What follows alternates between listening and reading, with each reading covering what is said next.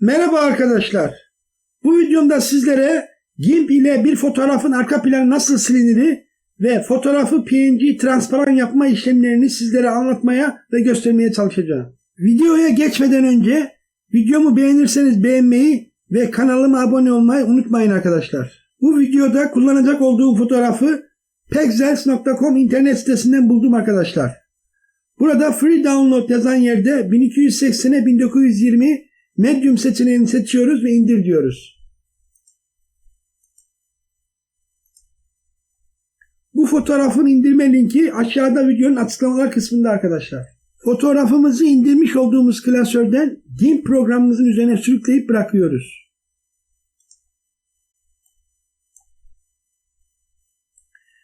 GIMP programı bize görüntü yerleşik sRGB renk profiline dönüştürülsün mü sorusunu soruyor. Dönüştür diyoruz. Ve böylece fotoğrafımız GIMP'te açılmış olur. Katmanlar panelimizdeki katmanımızın üzerine fareyle gelip sağ tıklıyoruz. Ve açılan pencerede alfa kanalı ekle diyoruz. Ardından araç kutumuzdan ön alan seçim aracını aktif ediyoruz. Ön alan seçim aracı çok karmaşık seçimleri oldukça hızlı ve kolay bir şekilde yapmak için kullanılabilen otomatik seçim araçlarından biridir. Ön alan seçim aracının seçenekleri: Keep ayarı birinci kutucuk işaretli olmalı. Yani geçerli seçimin yerine koy. Çizim kipi ayarı ön alan çiz işaretli olmalı. Darbe genişliği ayarı mesela 30 birim olabilir. Ön izleme kipi ayarı renk işaretli olmalıdır. Motor ayarı Matting Levin seçili olmalıdır. Düzeyler ayarı 2 birim ve etkin düzeyler ayarı da 2 birim olmalıdır arkadaşlar. Şimdi arkadaşlar ön alan seçim aracıyla fotoğrafımızdaki modeli ana hatlarıyla içini alacak şekilde çevreleyen bir çizim yapıyoruz. Ön alan seçim aracımız burada serbest seçim aracı gibi davranır.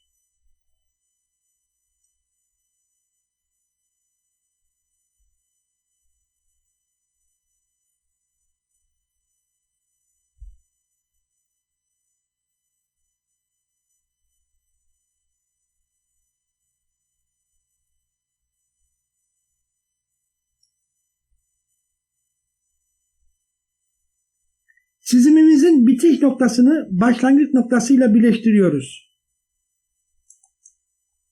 Ardından klavyemizden Enter tuşuna basıyoruz. Bu aşamadan sonra ön alan seçim aracımız fırça vazifesi görür.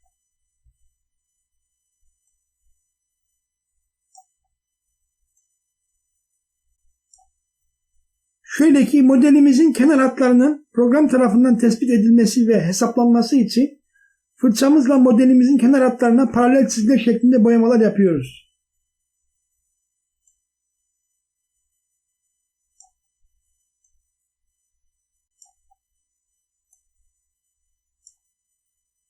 Programımızın çok güzel bir seçim işlemi yapabilmesi için modelimizin kenar hatlarını fırçamızla aşmıyoruz. Ne kadar çok boyama yaparsak o kadar çok daha güzel bir seçim işlemi program tarafından gerçekleştirilmiş olur.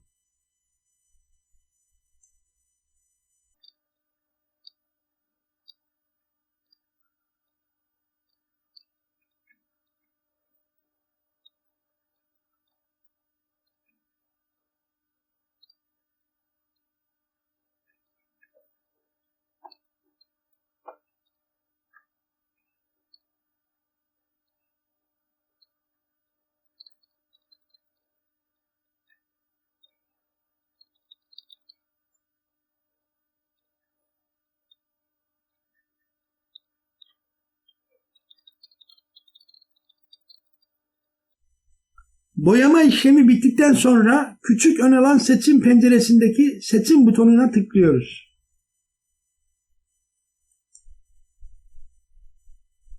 Bilinmeyen piksellerin alfası hesaplanıyor yazısı fotoğrafımız üzerinde gözükür. Az bir süre bekledikten sonra seçimimiz program tarafından gerçekleştirilmiş olur. Seçimimiz modelimizin kenar hatlarında yürüyen küçük karıncalar gibi gözükür arkadaşlar. Ardından katmanlar panelimizdeki katmanımızın üzerine fareyle gelip sağ tıkladığımızda açılan pencerede katman maskesi ekle diyoruz.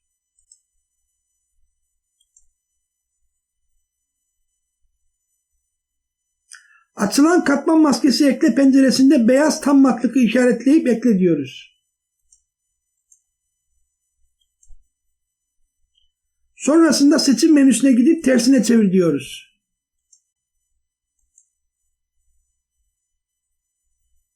Ardından renk skalamızı katman maskesinin renkleri olan siyah beyaza ayarlıyoruz. Renk skalamızdan siyah rengimizi fare ile tutup sürükleyerek fotoğrafımızın üzerine bırakıyoruz.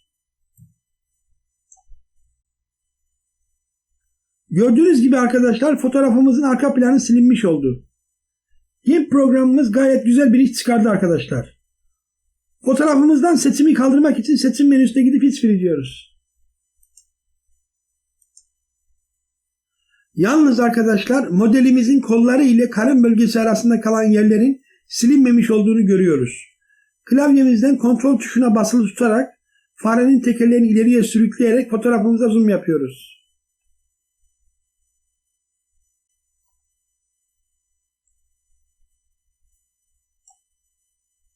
Burada silinmemiş bölgeleri daha yakından görebiliyoruz. Bu bölgeleri silmek için iki yöntemden faydalanabiliriz. İlki katmanlar panelimizde katman maskesi seçiliyken araç kutumuzdan fırça aracı ile bölgeleri maskelemektir. Şöyle ki etkin olan rengimiz siyah olduğundan fırçamızla şu şekilde maskeleyebiliriz.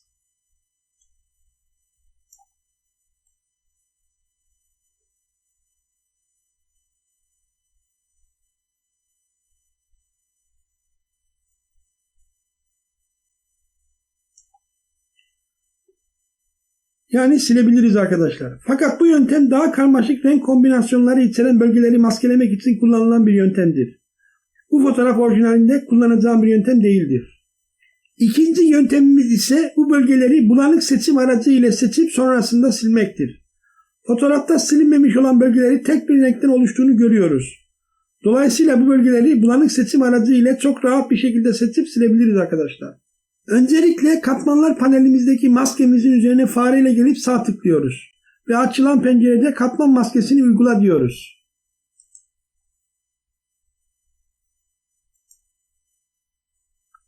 Ardından araç kutumuzdan bulanık seçim aracını aktif ediyoruz. Silinecek bölgelerden biri üzerine tıklıyoruz. Ve o bölgenin seçildiğini görüyoruz. Sırasıyla diğer bölgeleri seçmek için klavyemizdeki Shift tuşuna basılı tutarak faremizle diğer bölgeleri seçiyoruz.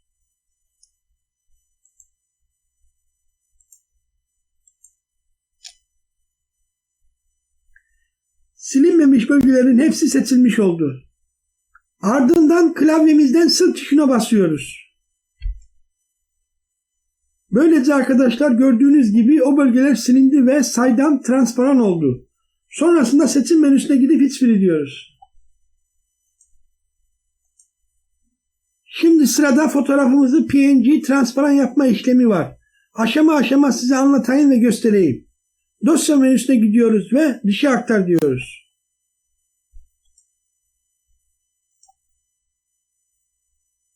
Açılan görüntüyü dışa aktar penceresinde isim kısmında fotoğrafımızın adı ve dosya uzantısı gözükür. Burada istersek fotoğrafımızın ismini değiştirebiliriz. Ayrıca dosya uzantısı kısmını da değiştirebiliriz. Fakat burada dosya uzantımız GIMP programı tarafından .png olarak atanmış zaten. Şayet farklı bir dosya uzantısı olsaydı bunu PNG yapmak için penceremizin alt kısmında bulunan dosya türünü seç uzantıya göre başlığına tıklıyoruz ve açılan kısımda faremizin tekerleği ile aşağıya doğru kaydırma yaparak PNG uzantısını bulup tıkladığımızda fotoğrafımız .png uzantılı olacak şekilde dışarıya aktarılmaya hazırdır.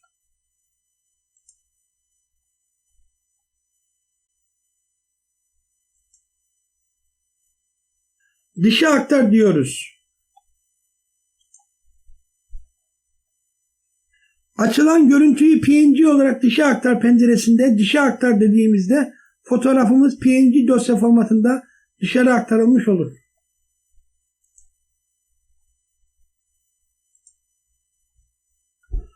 Fotoğrafımızı aktarmış olduğumuz klasöre gidip faremizle tıkladığımızda fotoğrafımızın arka planının saydam transparan olduğunu görüyoruz. PNG dosya formatının saydam alanları koruduğunu, sakladığını görmekteyiz arkadaşlar. Bu video için anlatacaklarım bu kadar. Yeniden görüşmek dileğiyle, hoşça kalın arkadaşlar.